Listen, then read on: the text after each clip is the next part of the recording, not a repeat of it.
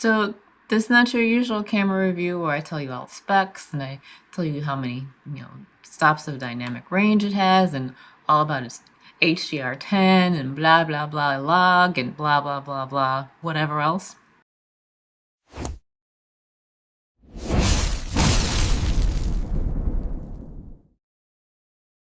I am not a camera person. I don't have a camera channel. I have reviewed one camera on this channel that was a little action camera, and I compared it with some of the other things I have because I own a GoPro Hero 10 that I've had clearly for a while.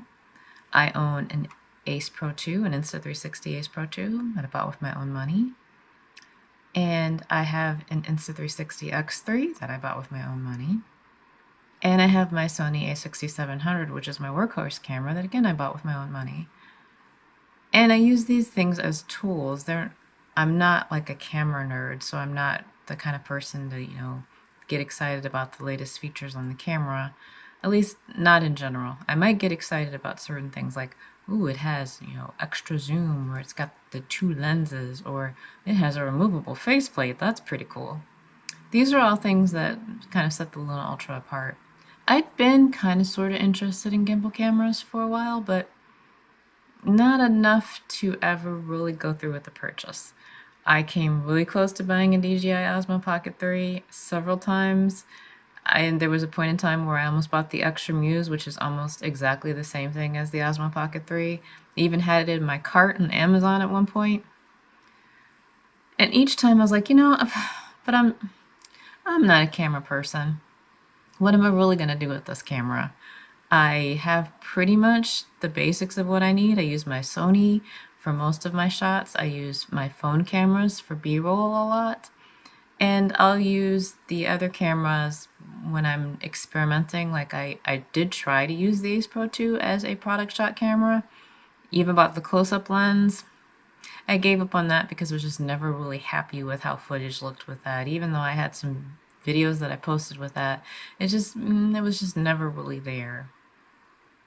And so I didn't have any idea where another camera would really fit in my lineup because what I was really missing was a top-down shot camera. I've used my GoPro for that. I have an arm, kind of like a boom arm. You think of like what you have for microphones, that has a holder in it it's intended for phones. But the GoPro is small and it fits in there and it's light enough that it doesn't weigh the arm down. So when I've done top-down shots, I've used the GoPro. Because the GoPro is, it's getting older and it's cranky and it's always dead whenever I turn it on. So it's like, whatever. I don't have to do top-down shots. We'll just find another way of doing product shots. And that's where I've been. When the Luna Ultra came to me as an opportunity for review, I jumped at it because it's cool. I'm a gadget girl and cameras are gadgets after all. And I was really curious to see, can I even fit this camera in my life anywhere? Because I've never used a gimbal camera. I've never owned one. I don't have any experience with one. They look like a lot of fun. So I was interested to see how and where this would fit into my life. And I'm going to tell you right away that I love this camera. I think it's fantastic. I have been looking for ways to incorporate it in more of my shots. And I have found for me that where it's most useful is fitting in that empty void of the top-down shot, which might not be obvious. Certainly wasn't obvious to me. This was one of those things where I'm like, I'm just going to stick it on a tripod and use it for product shots, and then realizing, oh wait, it's really tall. Oh, how do I make this work? And then realizing, duh, it's got a movable head. You can rotate it. Yes, I can. So I put it on a tripod and I realized I can have it out pretty much straight and still be able to rotate the head up and down and get something really akin to a top-down shot, which I didn't expect. And that has been the most useful thing to me about the Luna Ultra, is its ability to function as a top-down camera in a standard tripod. I wasn't expecting that, but it's actually really good at that. It's able to zoom in and zoom out. I'm able to get, close in. If I need close in, I'm able to, see more of my desk if I need to see more of my desk without having to buy another lens. It's an unexpected use case that I have found very useful. But I don't really take advantage of most of the other features of this camera because I'm not taking it outside on hikes or trails.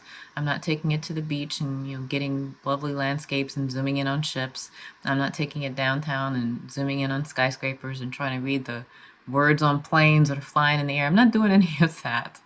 No, I found that I like it best sitting in a tripod, either on my desk like right now, where I'm using it to shoot this shot, because my Sony is right here. My trusty A6700 that's been my workhorse camera for the whole entirety of my YouTube channel. I started with this camera, day one, with this one right here, and that has been my camera. It's been my everything other than my phone cameras up until I, you know, tried messing around with the GoPro and messing around with the Ace Pro 2 and finding them just unsatisfactory different ways. And I've stuck with the Sony. But the Luna Ultra has become another camera that I go to for certain types of shots that I can't easily get. And it's not even just because of the gimbal. For me, it's really all about the rotating head. Having the flexibility of angling the head without having to angle the body, killer. I had no idea that that was something that I would find so useful. I'm here to tell you, as just a regular everyday person who uses cameras for practical purposes, you know, on her YouTube channel and her daily life interfacing with people in real life, I found the Luna Ultra to me really beneficial because of that rotating head and its ability to get me shots that I can't get with my Sony and aren't super easy to get with pretty much any other camera that I own. So the big question is who do I recommend this to, or do I recommend it? Yes, with caveats, because if you're the kind of person who you're really going to take advantage of the zoom cameras on this thing, you know, the fact that it's got the two lenses and you can go way out and you can get real wide and you've got the removable faceplate, and if you're going to use all the tracking features, then yeah, I would say yes, it's probably worth looking into. But if you're not a stickler about having the latest features, you know, all of the stops of dynamic range and the HDR10 and having the latest log feed, all of the stuff that camera people talk about, then I can't sit here and, you know, elucidate on for you because that's not my realm of expertise.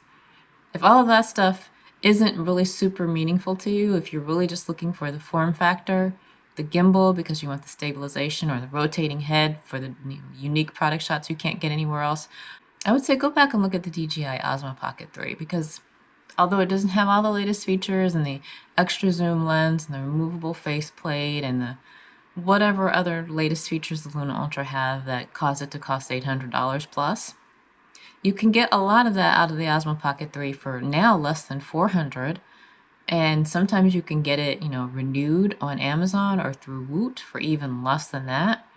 And you might even be able to get its sister camera, we'll call it sister camera, the Extra Muse, on Amazon for even cheaper than the Osmo Pocket 3, sometimes even cheaper than buying that camera renewed or used.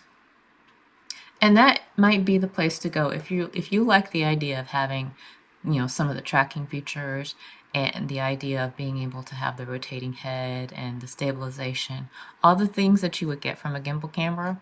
That's where I would tell most people to start. Because if you're not the kind of person where all of the advanced features of the Luna Ultra, you know what they are and you can rattle them off by heart and you can tell everybody, you know, the unique advantages and perspectives that you get with those extra features, the Osmo Pocket 3 is probably going to be just fine for you.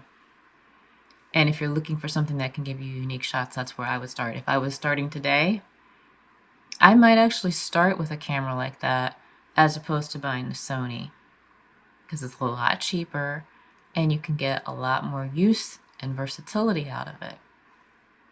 And you could buy two for still less than the price of one of the A6700s that I bought.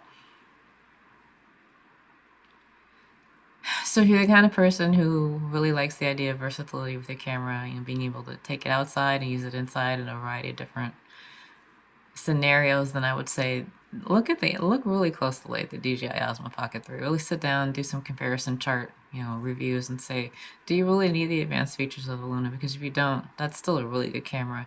And we can't get the Pocket 4 here in the United States where I am, so that's not a recommendation that I'm going to make at this point here. But if you're in an area where, you know, you can get the Pocket 4 and you think that that's something that's good for you, then you can go with that as well. I think the best thing for me about the Luna Ultra and gimbal cameras like this is just how easy they are to use. Because again, I'm not a camera nerd, I'm not a camera expert, and I have found the Luna Ultra very easy to use. I was able to, you know, turn it on, figure out how to operate all the basic things, and it's been fun. It's been kind of fun to use. It reminds me of using, you know, a really advanced phone camera with all the extra features that you don't get on your basic iPhone or some of your basic Samsung phones. The feeling of I'm doing something camera high tech without really doing something camera high tech. So yeah, I like the Luna Ultra, and if they took it away from me, I probably wouldn't buy it. I probably wouldn't spend $800 on it, but I would definitely be looking at a DJI Osmo Pocket 3 because there's something about this form factor that I just can't get in anything else. And I think I would miss the form factor. So that's where I am with the Luna Ultra. Might be something you want to look at if you already know it's got the features you want. And if not, you kind of know where to direct your attention now. So those are my thoughts. Thanks for watching.